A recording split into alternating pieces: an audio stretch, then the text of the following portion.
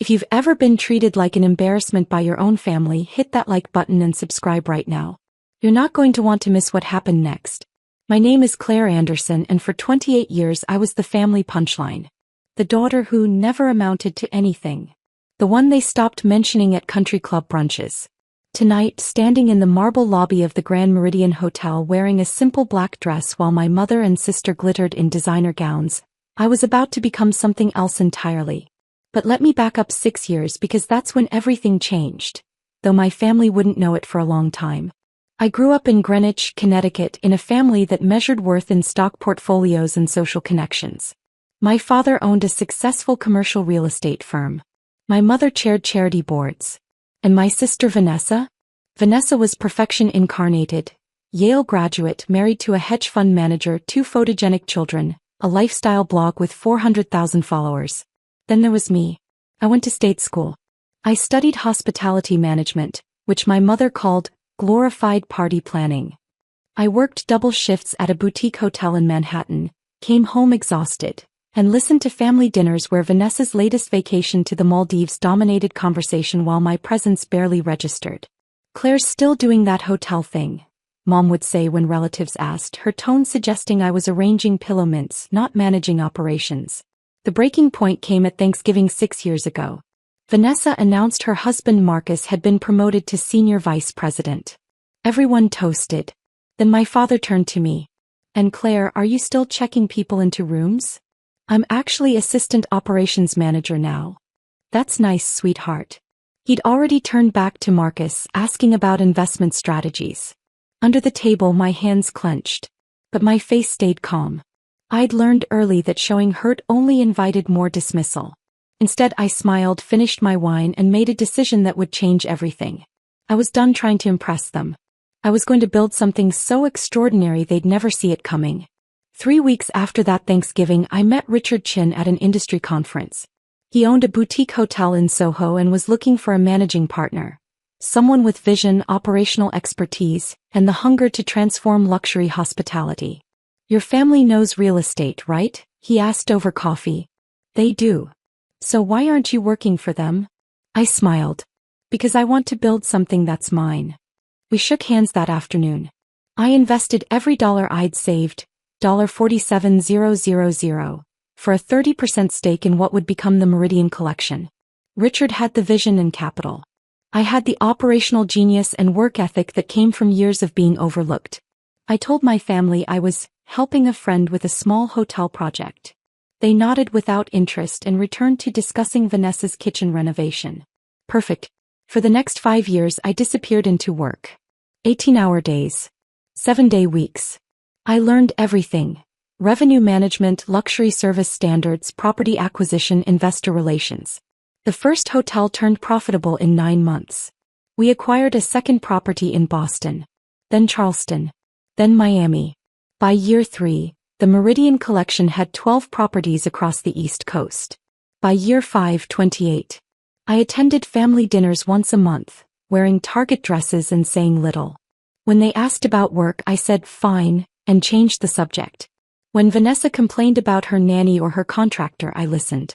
When my parents needed help with their foundation's silent auction, I donated a weekend stay, listed as from a friend in hospitality. They had no idea those weekend stays were selling for $8,000 at auction.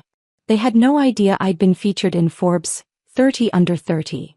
They had no idea that last year, a private equity firm had valued the Meridian Collection at $127 million, and my 30% stake was worth just over $38 million. They had no idea because I never told them.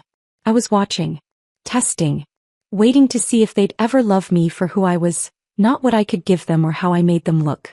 The answer consistently was no. 3 months ago my mother called.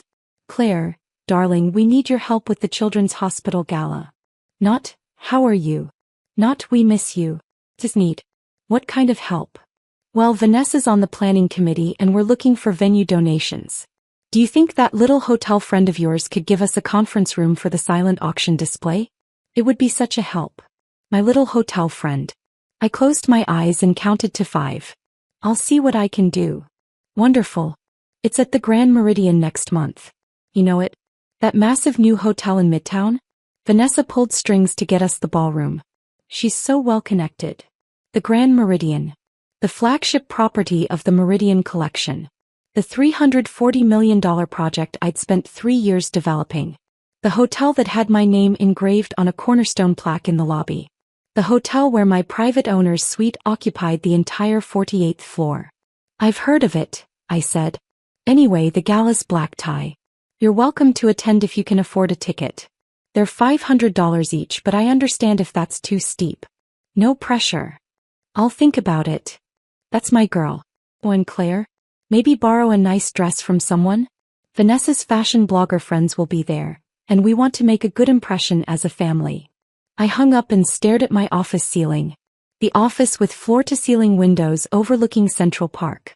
The office where Richard and I had just finalized our expansion into European markets. Then I picked up my phone and called Marcus, our security director at the Grand Meridian. Marcus, the charity gala next month? I need you to do something for me. I arrived at the Grand Meridian at 7 p.m., right on schedule. The lobby glittered with crystal chandeliers. The baccarat pieces I'd personally selected. The marble floors gleamed, Calicut gold from the Italian quarry I'd visited twice to ensure perfection. Every detail reflected 5 years of obsessive work.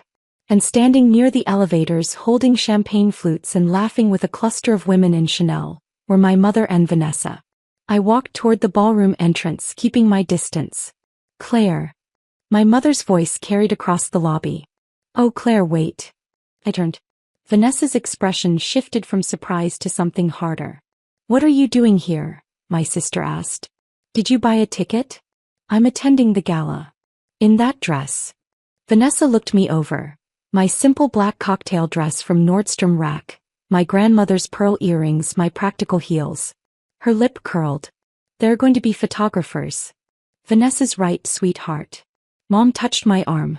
Maybe you'd be more comfortable in the hotel bar? We could get you a drink and you could watch the gala from there. No pressure to mingle with people who might make you uncomfortable. People who might make me uncomfortable. Translation. People she didn't want seeing me with them. I have a ticket, I said calmly. You spent $500 on this? Vanessa laughed. Claire, that's like half your rent. I said nothing. Drop a comment and let me know where you're watching from tonight. Actually, Vanessa continued, linking her arm through Mom's, Marcus and I rented the entire 47th floor for our party afterward. Just the major donors, you understand. The people who gave $50,000 or more. I don't think you'd fit in with that crowd. I understand. Good. Mom smiled. We love you, sweetheart, but this is important for our reputation. For Vanessa's social standing. You understand. They swept past me toward the ballroom, leaving me standing alone in the lobby I owned. I counted to 10. Then I texted Marcus, it's time. The gala was everything I'd planned, magnificent. The ballroom looked stunning, the silent auction raised $2.3 million, and my family held court at a prominent table, Vanessa's laugh carrying across the room. I stayed near the back watching. Several people recognized me, board members, investors, luxury hospitality colleagues, but I deflected attention. Tonight wasn't about networking. Around 10 p.m. after the program ended, guests began filtering out. Vanessa's group headed toward the elevators, laughing and flushed with champagne and self-congratulation. I followed at a distance. 47th floor. Vanessa announced, pressing the button. Everyone ready to see what real luxury looks like? Marcus pulled strings to get us the executive level for the after-party. The elevator doors opened. I stepped in last, standing in the back corner. Mom noticed me first. Claire? What are you doing? Going up. Honey, no. Her voice turned condescending. The 47th floor is for VIPs only. The penthouse level. It's very exclusive. I know. Vanessa spun around. Did you follow us? Claire, this is pathetic. Get out. We rented the entire floor. This is for actual donors. She's right, Claire. Mom's face flushed. We don't want a scene. Please get off. I looked at them, at their designer dresses and their champagne confidence and their absolute certainty that I didn't belong anywhere near their level. I nodded and turned toward the elevator doors. Then Marcus's voice boomed through the elevator speaker. Ms. Anderson, why are these people in your private wing? The elevator went silent. Vanessa's smile froze. What did he just say? The elevator continued rising, past the 47th floor straight to 48. Wait. Mom's voice shook. 48? But that's the owner's suite. No one has access to 48. The doors opened directly into a private vestibule. Marble walls. Original artwork. A security desk where Marcus stood 6'3" and unsmiling. Good evening, Ms. Anderson, he said formally. I apologize for the confusion. These guests appeared to be following you to your private residence. Hit that subscribe button if you've ever had to set boundaries with toxic family, because what happened next changed everything. Claire. My mother's voice cracked. What's happening? I stepped out of the elevator. My family remained frozen inside, staring. Marcus, I said calmly, these are my mother and sister. Could you please give us a moment? Of course, Ms. Anderson.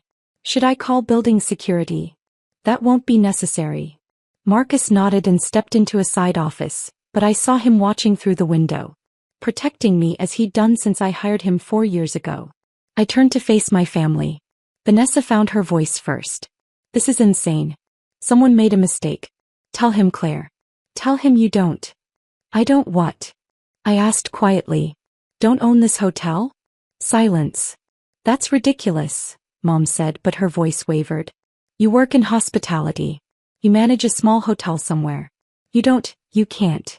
I walked to the main door of the suite and unlocked it with my key card. The doors swung open to reveal the sprawling penthouse. 4,000 square feet of custom-designed luxury. Floor-to-ceiling windows overlooking Manhattan. Original Rothko in the living room. Kitchen that had been featured in Architectural Digest. Come in, I said. They followed, moving like people in a dream. Vanessa's expensive heels clicked on my marble floors. Mom's hand trailed along my custom millwork. I don't understand, Mom whispered. I walked to my home office and returned with a leather portfolio. The one I'd assembled over the past 3 months, knowing this moment would eventually come. I set it on the dining table. Let me explain. The first document I removed was the Forbes article from 2 years ago, 30 Under 30. Claire Anderson, co-founder of the Meridian Collection, redefines boutique luxury hospitality. My face smiled up from the page. The article detailed our $127 million valuation, 28 properties expansion plans. Vanessa grabbed it with shaking hands. This can't be real. The second document was the property deed for the Grand Meridian Hotel. Purchased 18 months ago for $340 million through a corporate entity I controlled. My name clear as day on the ownership documentation. You're listed as owner, Mom read aloud, her voice barely audible. But how? Where did you get?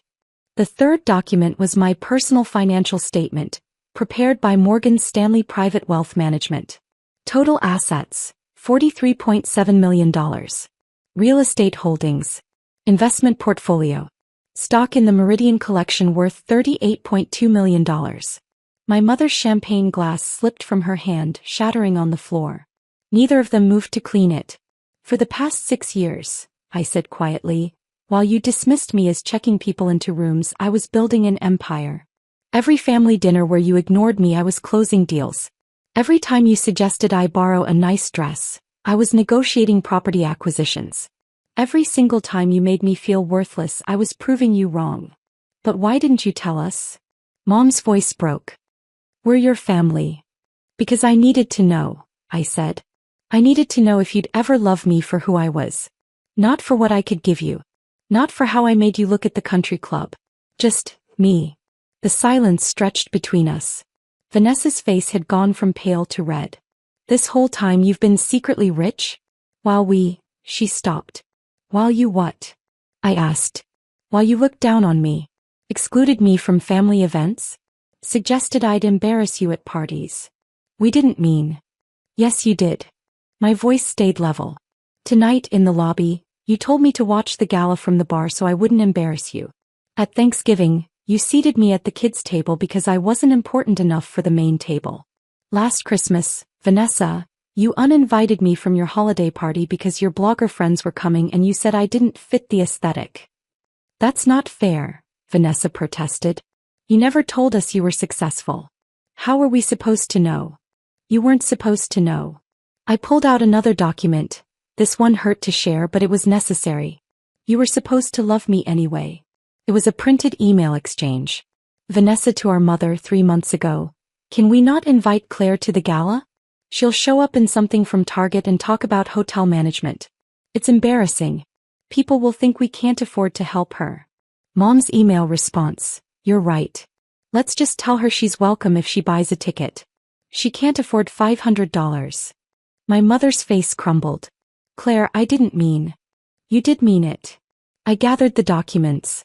You've always meant it. I was never good enough as I was. I had to be successful in the way you defined success. The right schools, the right career, the right social connections. And when I chose my own path, you treated me like I'd failed. But I wasn't finished. From the portfolio I pulled out the final documents. The ones that changed everything. While I was building the Meridian collection, I kept my personal name and finances completely separate. Professional reputation matters in this industry. So I ran background checks on everyone who might have access to sensitive information. Including family. Vanessa's face went white. What did you do? I didn't do anything, I said quietly. But apparently you did. I slid the first investigative report across the table. It was from Wellington and Associates, one of the most respected private investigation firms in New York. The report detailed financial irregularities in Vanessa's lifestyle blog. Specifically, sponsored posts where she'd claimed to donate portions to charities that had no record of receiving donations. The report included bank statements showing the money had gone to personal accounts. Total amount, $347,000 over 3 years. That's not. Vanessa grabbed the report. I was going to donate it. I just needed time to. To what? I asked. To commit charity fraud? The companies that paid you specified the money had to go to designated charities. You signed contracts. Mom sank into a chair. Vanessa, tell me this isn't true. But Vanessa was staring at me with something like horror. You investigated me? I investigated everyone connected to my business, I said. When you started asking Mom to approach me for hotel venue donations, I needed to know if you were legitimate. Turns out you weren't. The second report detailed similar issues with my parents' foundation, the one Mom chaired. Donor funds that should have gone to children's hospitals had been redirected. Not all of them. Just enough that an audit would reveal serious irregularities. Total amount, $520,000 over 4 years. The money had paid for administrative expenses that included my parents' country club membership, vacation homes, and Vanessa's daughter's private school tuition. Oh God. Mom covered her face. Claire, you have to understand we were going to put it back. When? My voice stayed quiet, controlled. When were you going to put back the money that sick children needed? A knock at the door interrupted us. Marcus's voice. Ms. Anderson, your 10:30 appointment is here. I opened the door. 2 people stood there. A woman in a sharp blazer carrying a briefcase and a man in a dark suit with a federal badge. Special Agent Morrison, FBI, the man said. We're here about the financial investigation. Vanessa stood so fast her chair toppled backward. FBI. Last month, I said quietly, I submitted these reports to the appropriate authorities. The FBI handles charity fraud. The IRS handles tax evasion. The state attorney general handles foundation mismanagement. You reported us? Mom's voice rose to a scream. Your own family? You're not my family, I said. The words came out calm, final. Family doesn't work like this. Family doesn't measure worth by bank accounts and social status. Family doesn't exclude people from parties because they're embarrassing. Real family, the family I chose, supported me when I had nothing. Believed in me when I was building from scratch. Celebrated my victories and held me through failures. I gestured around the penthouse. This hotel. I built it with Richard Chin, who took a chance on a 23-year-old with $47,000 and a dream. The silent auction tonight raised $2.3 million, and $1.5 million of that came from anonymous donations I arranged through my business network. The Children's Hospital will get every penny they were promised plus more. Special Agent Morrison cleared his throat. Ms. Anderson, We'll need to speak with Mrs. Anderson and Mrs. Marcus Reynolds separately. Of course. I stepped aside. Marcus will show you to conference rooms. As they stood to leave, Vanessa grabbed my arm. Please. Claire, please. Don't do this. We're sorry. We'll fix it. We'll make it right. I looked at her hand on my arm, the same hand that had pushed me out of family photos, that had air-quoted career when describing my work to her friends, that had texted Mom about how embarrassing I was. I gently removed it. You taught me exactly how much I was worth to you, I said quietly. I just raised my price. Now you can't afford me. What does that even mean? Vanessa's voice cracked. It means I'm done begging for a place at this table. It means I'm not expecting anything from you anymore. I'm simply declining. Declining your judgment. Declining your conditions. Declining your version of family. Mom stood frozen, mascara tracking down her face. So that's it? You're just going to let them arrest us? I'm not letting them do anything, I said. You committed crimes. They're doing their jobs. The only difference is that I stopped protecting you from the consequences of your choices. Agent Morrison gestured toward the elevator. Let's go. As they left, Vanessa turned back one last time. You planned this. All of it. You wanted revenge. No, I said honestly. I wanted a family who loved me. But you taught me to build my own instead. The elevator doors closed. Within 24 hours, the FBI had frozen my parents' accounts pending investigation. The foundation's board held an emergency meeting and removed my mother as chair. Vanessa's lifestyle blog sponsors began demanding refunds and contract terminations. Within 48 hours, the story hit the press. Not through me, I refused all media requests, but through the very social circles my family had valued so highly. Charity fraud investigations make headlines, especially when they involve prominent families. Vanessa's influencer friends abandoned her. Her blog views dropped by 80%.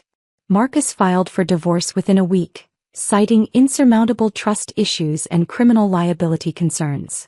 My parents' country club membership was suspended pending legal resolution. Their friends stopped returning calls. 1 month later, my mother appeared at the Grand Meridian lobby asking to see me. Marcus called my office. Tell her I'm in Europe, I said. I was actually in my office reviewing acquisition proposals for properties in London and Paris. And Marcus? Changed the security protocols. She's no longer allowed unannounced access. Understood, Ms. Anderson. 3 months later, the federal charges were filed. My mother faced 4 counts of charity fraud. Vanessa faced 3 counts of wire fraud and 1 count of tax evasion. My father, who had known about the foundation irregularities, faced 2 counts of conspiracy. Their lawyer approached mine about a plea deal. I wasn't involved in those negotiations. The government handled prosecution, but I was informed of the outcomes. My mother. 2 years supervised probation, $600,000 in restitution, 500 hours community service, permanent ban from serving on any charitable board. Vanessa. 18 months in minimum security federal prison followed by 2 years probation, $400,000 in restitution, permanent ban from government contracting. My father. 1 year probation, $300,000 in fines. They lost their Greenwich house, sold to cover legal fees and restitution. They moved to a modest condo in Stamford. My father's business suffered as clients quietly distanced themselves. Vanessa's daughters started at public school. I felt no joy in any of it. Just a quiet sense of justice served. I'm sitting in my office at the Grand Meridian, reviewing plans for our European expansion. The Meridian Collection now has 35 properties across 3 continents. Forbes just named me one of the most influential women in hospitality. Last month, I keynoted a conference on luxury brand building. My chosen family surrounds me. Richard Chin, my business partner and mentor who never doubted me for a second. My leadership team, brilliant professionals who share my vision. My best friend Anna, who documented everything during those dark years and provided testimony when the investigation needed corroboration. My boyfriend James, who works in architecture and designed 3 of our newest properties, who loves me exactly as I am. Last week my grandmother passed away. The only family member who ever truly saw me. At her funeral, my parents approached me in the church parking lot. Claire, my mother said quietly, we need to talk. About what? About making things right. About family. I looked at them, at the people who had raised me, dismissed me, excluded me, and ultimately taught me what family should never be. You're right, I said. You do need to make things right. With the charities you stole from. With the children you hurt. With yourselves. We've done that, my father said quickly. We're paying restitution. We've apologized publicly. We've changed. That's good, I said honestly. That's growth. I'm glad you're doing the work. So we can start over? Hope flared in my mother's eyes. Be a family again? I shook my head gently. No. You can grow and change and become better people. I genuinely hope you do. But that doesn't mean I need to be part of your journey. But we're your parents, my mother whispered. You are, I agreed. And I've forgiven you for that reason. But forgiveness doesn't mean reconciliation. It means I'm releasing the pain you caused me. It means I'm choosing peace over perpetual hurt. It means I'm walking away to save myself. So that's it. My father's voice hardened. You're just going to abandon us? No, I said quietly. I'm going to choose me. The way you never did. I walked away. Back to my car, back to my life, back to the family I'd built from people who earned their place through love and respect. If you've ever had to walk away from toxic family to save yourself, tell me your story in the comments. What would you have done in my position? Does any of this feel familiar? The truth is, blood doesn't make you family. Love does. Respect does. Showing up consistently, celebrating victories, holding space for pain. That makes family. I don't regret the path that brought me here. Every dismissive comment, every exclusion, every moment of being underestimated forged me into someone who couldn't be broken by their rejection. They wanted me to be small, manageable, grateful for scraps. Instead, I became boundless. The Grand Meridian stands as a monument not to revenge but to resilience.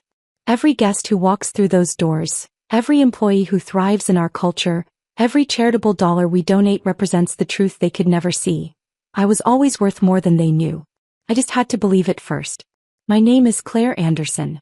I'm the co-founder and principal owner of the Meridian Collection. I'm worth $43.7 million. I'm featured in Forbes. I'm building an empire that spans continents. And I did it all without them. Sometimes the greatest gift your family can give you is teaching you exactly who not to be. My family taught me that worth isn't measured in their approval. That success isn't defined by their standards. That love, real love, looks nothing like what they showed me. They taught me to build my own table. And at my table, everyone has a seat who earns it through kindness, respect, and genuine care. Blood may be thicker than water. But chosen family is thicker than anything.